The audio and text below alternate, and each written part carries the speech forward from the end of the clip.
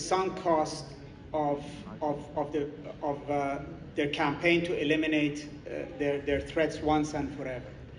And I think that's now sunk cost. I mean, even if they stop the war, did things differently, that's not going to come back. But I think the mindset of the Netanyahu government, the mindset that set in Israel a rage against what had happened on October 7th, created an environment that this became an accepted cost. That we need to do this once and forever and finish it off. But that's not to say that this has not been costly to them. There is a cost. There's always a cost to war. On the other side, I mean, the Middle East has been battered, is a region that has been traumatized and battered on and on and on. I mean, there have been wars, there have been devastations, there have been civil wars. Countries have been torn completely apart. They lack a state. Syria, Lebanon, Libya. And I think the Gaza war, in terms of everything that happened and everything that is still happening, is still a massive trauma that is being absorbed. We're not going to see the consequence of this right now. But it's very difficult for me to think that this does not come out somewhere. I mean, the rage, the anger in the Arab world has to go somewhere. It either has to go to a final acceptable settlement for the Palestinians, in which case you would say, okay, all of this was worth it. They ended up with something. That doesn't seem to be the case, and this board of peace, etc., is not in that right direction.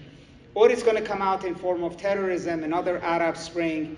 It may take a few years before this happens. I mean, in the Middle East, we've seen this, that eruptions are sort of come after a fuse slowly burning over time. But, part of what I'm saying is that these 2 years really have been an earthquake in the Middle East. An earthquake which we have watched up close and sat in the middle, so we don't quite see the exact extent of devastations and how much things have changed. And we're still not at the end of it yet. But I don't think the aftershocks of it are going to be gone very quickly. So you talk of an earthquake.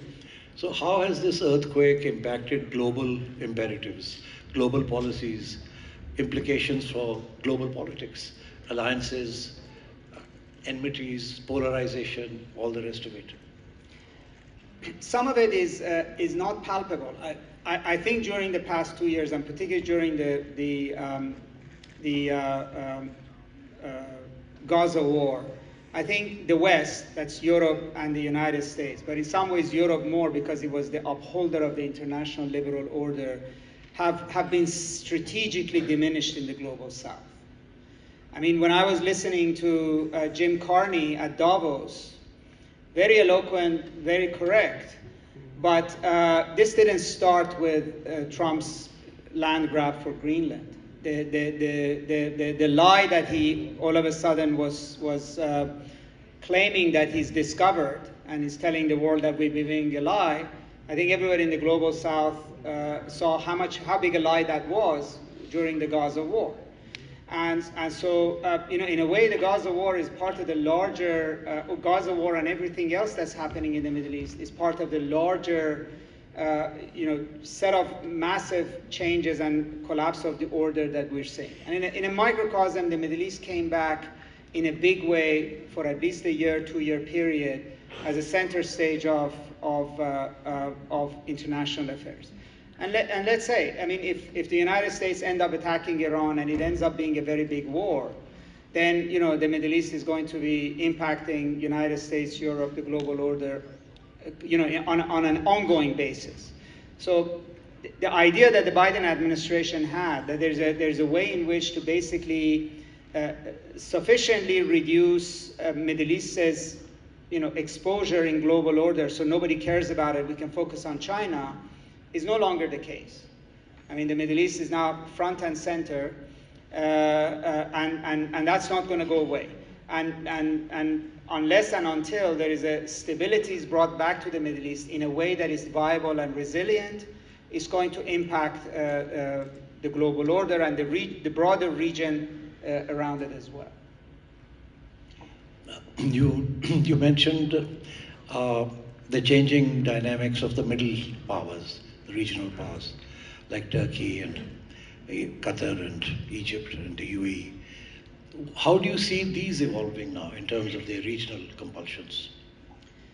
You know, I think all of these Arab countries have seen a diminishment of their stature and strategic importance. You know, Egypt and Jordan's great value for a long period of time to the United States was the role that they played in Israel's security and managing the Palestinian issue. In the current dispensation, Israel really doesn't need them anymore, and it's not interested in resolving the Palestinian issue. So, you know, the value of Egypt or